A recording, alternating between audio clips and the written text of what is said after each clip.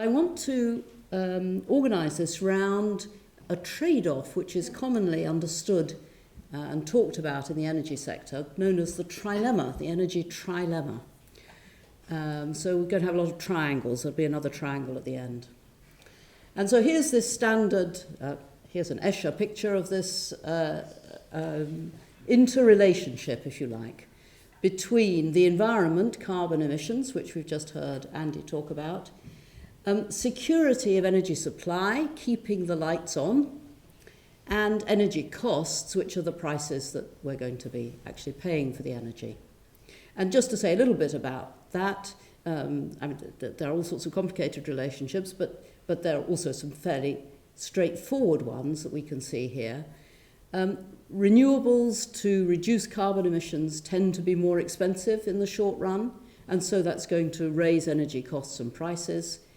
In the intermittency of some renewable energy sources, the wind doesn't always blow, the sun doesn't always shine, may affect security of supply. You have to have backups and so on, and again, that can be expensive.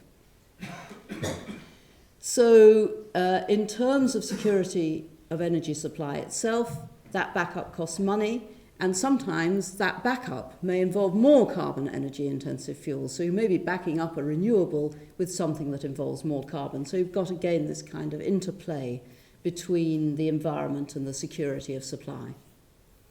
And in terms of affordability, either reducing carbon emissions or increasing security of supply, whether it's through the mix of energy sources that we have, or whether it's to make sure that the infrastructure to bring that energy to our homes and to businesses is up to date and so on. That all costs money, and the person who pays in the end is the energy consumer. So what are the potential changes that might happen from Brexit? As I say, I'm going to look at the sort of direction of change that we might see. Well, Andy's already talked about the environment. We're probably going to see greater carbon emissions than we otherwise would have done if we don't have to and choose not to stick to European standards. And the European standards themselves will be changing. So it's not just the European standards today. There was yesterday a new package proposed by the European Commission to become even more environmentally friendly. We're probably not going to adopt that. And as we go further into the future, again, we're unlikely to be adopting as many, I would guess, rules as Europe will do.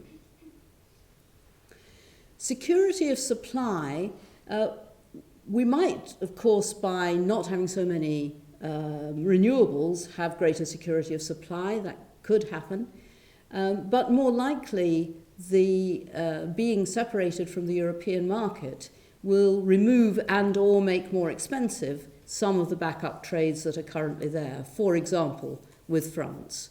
We have an interconnector with France, and that the terms of trade on which we will exchange electricity with them are likely to change. Similarly with other connections to other parts of the continent. There's a particular issue in that both the north and south of Ireland have a single energy market, and unpicking that is going to be interesting. Probably won't affect us very much on this side of the country, but I mention it because it is important in the overall energy picture. Affordability, well, people have talked a lot about how uncertainty raises the cost of capital, and it probably does somewhat. One of my roles is as a regulator actually in the water sector, not the energy sector, but we work really hard to get down the returns that the companies can make at the expense of consumers, and uncertainty raises that cost of capital. And again, it's going to be the consumers who pay for that. And if we are excluded from the European market, that's likely to increase our costs because it removes one possibility. Just some particular issues, and these pick up quite a lot of the things that we've already heard about, one of which is state aid. So the government may be much freer to back particular industries, and it looks as if it's more likely to back carbon-based fuels and nuclear than it would be able to under European state aid rules. So that's likely to push up costs for the sorts of reasons we've heard. It'll encourage greater inefficiency. Whether that will go on energy bills or on our taxes is not quite clear.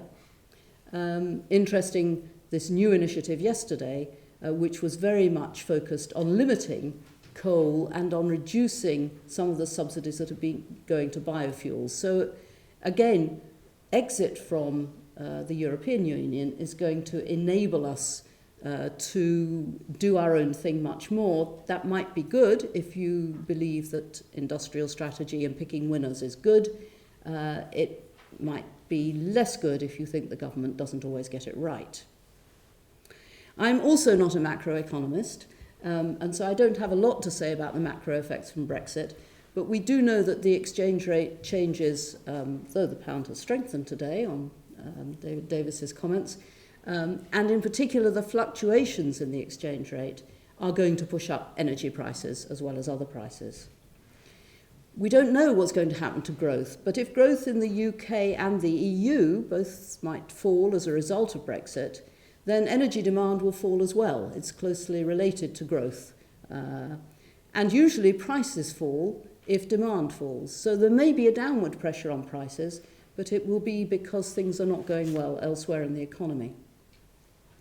The other thing is that not just the overall growth, but the balance of the economy might change, and so the demand and supply for energy might change, and again that might result in changes in prices in our own fuel bills.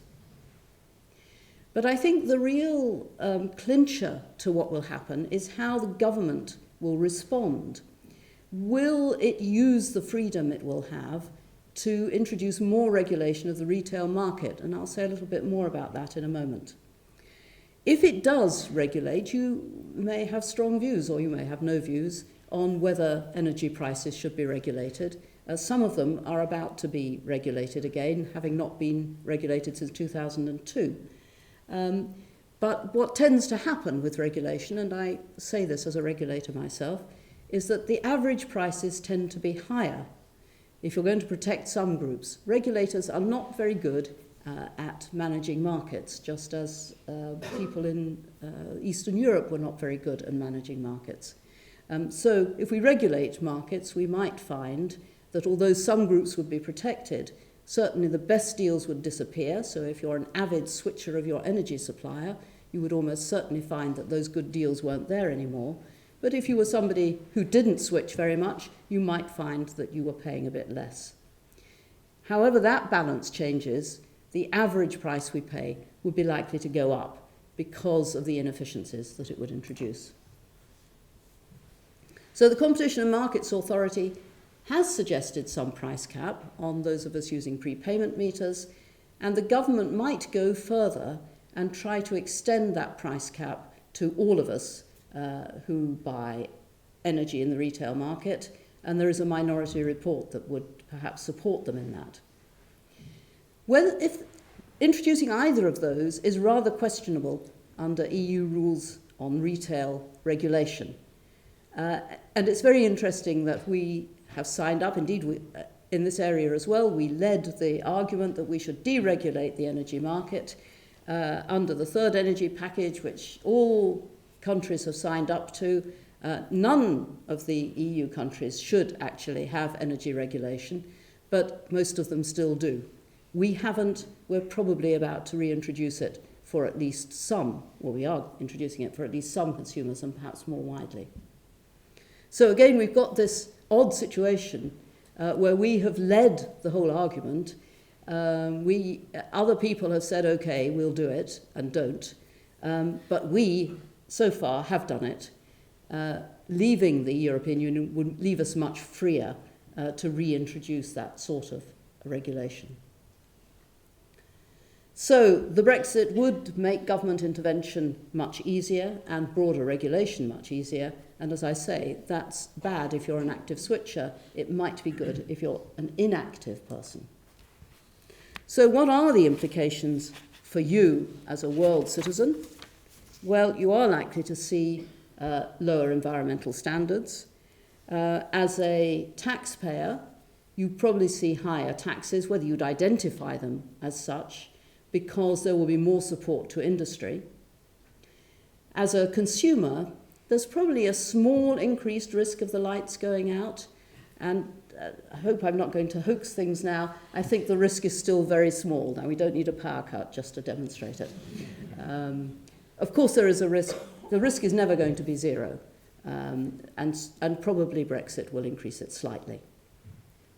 Prices are going to be higher if you're active, probably lower if you're not. And what our own research increasingly shows is how different consumers are and how differently we will each be affected by this sort of change. So I've got another triangle here, slightly different. As a world citizen, lower environmental standards, again just summarising what I've said really. As a taxpayer, probably higher taxes. As a consumer, depends what sort of consumer you are. And I think in summary, this is a market that politicians find it very difficult to keep out of. Do you remember David Cameron's promise that we would all be on the best price in the market? It's a little while ago. Do you remember Ed Miliband's price freeze? Do you remember David Cameron and Ed Miliband? That's another question. But do you think such intervention is beneficial? If you're in favour of regulated markets, then I think you would think Brexit would give us the freedom to do that, and that would be a good idea. My own research over a long academic career is not terribly encouraging about the ability of governments to make changes which don't have adverse unintended consequences. But perhaps you've got a more optimistic view. And perhaps one thing Brexit might do is distract the politicians from interfering in the energy market. That could be a big thing.